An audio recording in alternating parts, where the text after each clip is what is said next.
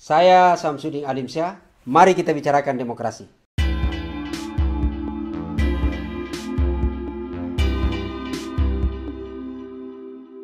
Terima kasih para senior yang hadir di ruangan ini, Bang Eros, Mbak Bibip, Pak Roy, Bang Dedi, beliau yang akan segera kita pertahankan, Pak Saidi. Assalamualaikum warahmatullahi wabarakatuh. Saya mohon maaf terlambat karena sedang launching hasil penelitian dari tadi pagi dan baru selesai. Judul penelitiannya cukup menarik, mudah-mudahan nanti juga bisa baca. Judulnya Jokowi Prabowo Incorporated. Titik 2, kecurangan pilkada rasa pilpres, kurang lebih begitu ya. Itu yang tepuk tangan belum baca sudah tepuk tangan. Bisa diakses di mana itu? Berarti sudah tahu isinya. Tolong linknya di share nanti. Nanti saya share insya Allah. Itu ada 2 penelitian soal kerjaan-kerjaan kecurangan selama pilkada ini dan juga soal politik gentong babi. Nah, penelitian soal gentong babi agak panjang, nanti silakan dinikmati betapa menderitanya berdemokrasi di Republik kita. Salah satu yang menarik, Bang Dedi, ternyata menjelang pilkada ini Menteri Dalam Negeri mengeluarkan surat edaran yang isinya melarang bansos selama pilkada tanggal 13 kemarin. Keluar bentuknya surat edaran, padahal perintah Mahkamah Konstitusi itu peraturan. Tapi keluar surat edaran pun tetap melanggar, nah, itu hebat. Jadi surat edarannya untuk apa gitu ya. Nah, kekacauan ini sebenarnya mengikuti kekacauan di Pilpres kemarin yang luar biasa. Tidak sekedar kecurangan pemilunya yang luar biasa, tetapi bagaimana manipulasi yang diciptakan oleh sebuah keluarga dengan anak keturunannya agar bisa bertarung dan bisa memenangkan pemilu secara curang. Hanya saja sayang forum sebanyak ini dan saya pikir sebagian besar aktivis masih menggunakan judulnya tanda tanya gitu ya. Dapatkah Gibran dimakzulkan dan Jokowi diadili? Jawaban hukumnya bisa dapat, bisa tidak gitu ya. Saya pikir judulnya adili Jokowi dan kroni-kroninya serta makzulkan anaknya sih.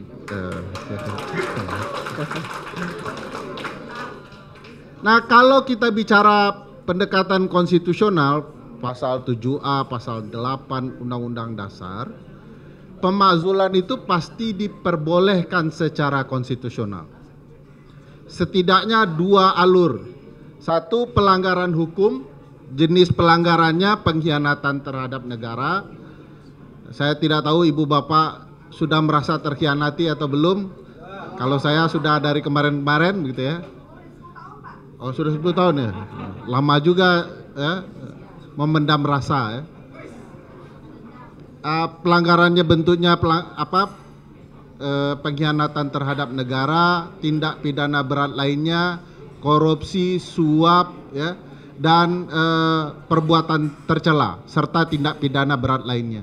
Nah, frasa perbuatan tercela ini bagi saya sangat menarik untuk menjelaskan apa yang terjadi dengan Mas Gibran dengan akun yang diduga Fufu Fafa dan apa-apa yang dilakukan oleh ayah Mas Gibran ya, termasuk oleh pamannya.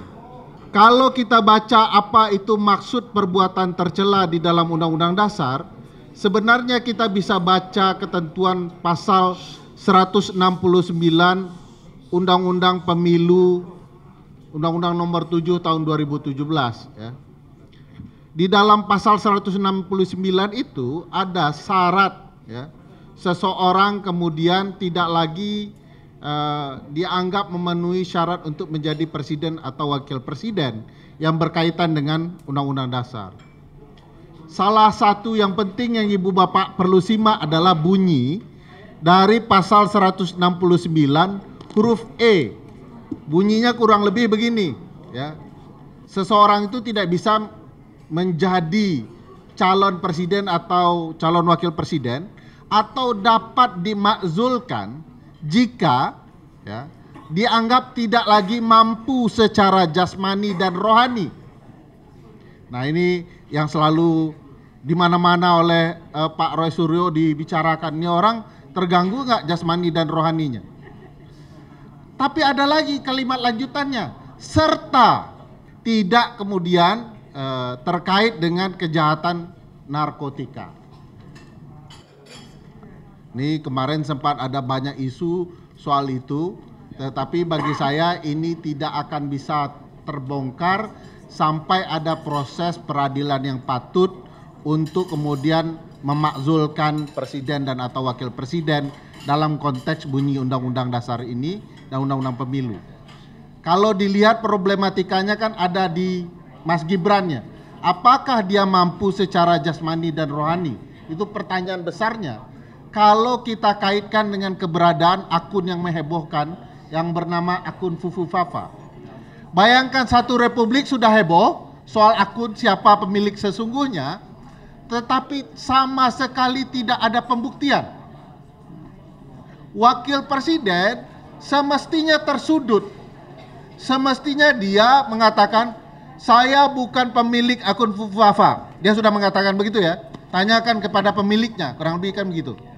Tapi kan tidak ada lanjutan bahwa perbaiki nama saya, ini bukan akun saya, dan mari kita buktikan sama-sama.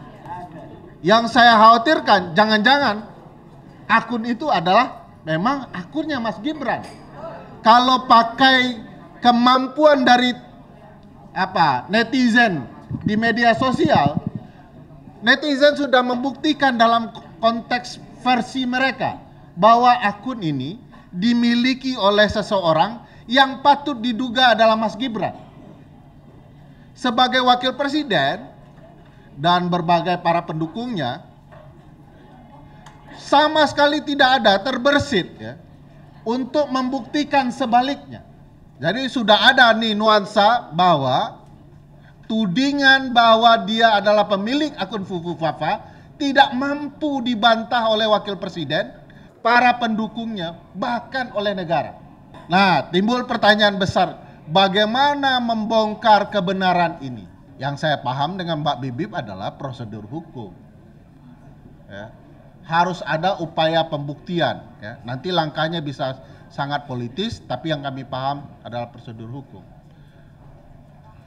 Kalau kemudian gejolak politik di parlemen sudah didominasi oleh lawan-lawannya Bang Deddy, pilihannya menurut saya adalah publik luas menempuh jalur hukum dengan mengeluarkan catatan publik soal akun ini, dan apakah dia sudah terpenuhi ya unsur-unsur telah melanggar konstitusi dan melakukan perbuatan tercela yang dilarang oleh konstitusi, dibuat, ditulis ya, dan kita serahkan ke Bang Deddy. Jadi kita buat nih, tulis dengan benar bahwa ini ada pembuktiannya. Nanti Bang Roy Suryo ya, Pak Roy Suryo nanti menjelaskan secara teknologinya, kita tulis argumentasinya, nanti rame-rame kita serahkan ke parlemen. Nah, kita tunggu apakah gerakan parlemen akan berlanjut dengan gerakan publik, itu lain lagi. Tapi kalau gerakan parlemen harus berlanjut di parlemen untuk kemudian dihantar ke Mahkamah Konstitusi, menurut saya penting. Kenapa penting?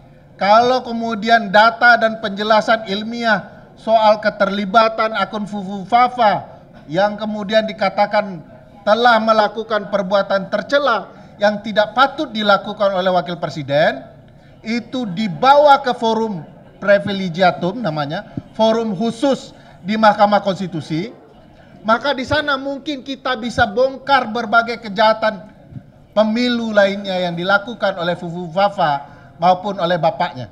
Jadi penting juga tuh Bang Deddy, selain memastikan publik juga menekankan ini untuk disuarakan lebih besar gaungnya, juga parlemen memastikan ada upaya secara parlemen bahwa bukti-bukti ini harus diselidiki oleh parlemen dan nanti akan berlanjut ke Mahkamah Konstitusi. Kita kan mau dengar di Mahkamah Konstitusi apa pembelaannya. Kok nomor teleponnya sama? Kok kalau dikirim mengarah kepada nomor teleponnya, kok nomor telepon itu terdaftar ketika dia mengajukan diri menjadi wali kota Solo? Bagaimana dia membantah? Dan bagaimana kemudian sidang di Mahkamah Konstitusi untuk pertama kali kita meminta bahwa ada presiden dan atau wakil presiden dimakzulkan karena melanggar konstitusi. Kalau enggak, pasal ini tidak pernah akan terpakai. Sekaligus menarik ya, apakah Uncle Usman akan terlibat lagi atau tidak terlibat? Ini pertimbangan Uncle Usman ini penting untuk menarik gejolak publik, Bang Deddy. Karena keterlibatan Uncle Usman meloloskan keponakannya itu memancing gaung publik untuk bersatu. Ya, makasih juga ke Uncle Usman itu. Publik tiba-tiba bergerak, tidak diam, ya, mempermasalahkan itu. Siapa tahu kalau perkara ini diajukan ke Mahkamah Konstitusi, Uncle Usman kan bingung ya, mau bela ponakan sudah kadung ketahuan gitu ya, atau kalau mundur nanti keponakannya bisa diimpeach. Menarik juga bagi saya kalau kasus ini sampai ke MK, kita lihat sejauh mana dominasi keluarga ini. Nah, ini catatan penting, besok pagi super penting bagi publik. Kenapa super penting? Karena besok pagi akan memperlihatkan apakah dominasi dinasti Mulyono masih bisa mengendalikan berbagai permainan politik atau tidak. Ngaku-ngakunya sudah ada 80 calon kepala daerah meminta support dari dia. Kalau data yang kami telusuri hanya 20 saja. Kalau bisa 20-20-nya pastikan kalah. Karena itu akan membantu Pak Prabowo percaya diri bahwa dia adalah presiden.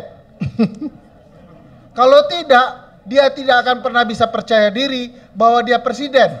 Dia akan merasa dia jadi presiden karena pertolongan Mulyono. Saya juga heran, walaupun pertemuan di luar negeri kemarin sangat penting ya, ada OPEC, ada COP dan segala macam gitu ya, yang sangat penting untuk dihadiri seorang presiden.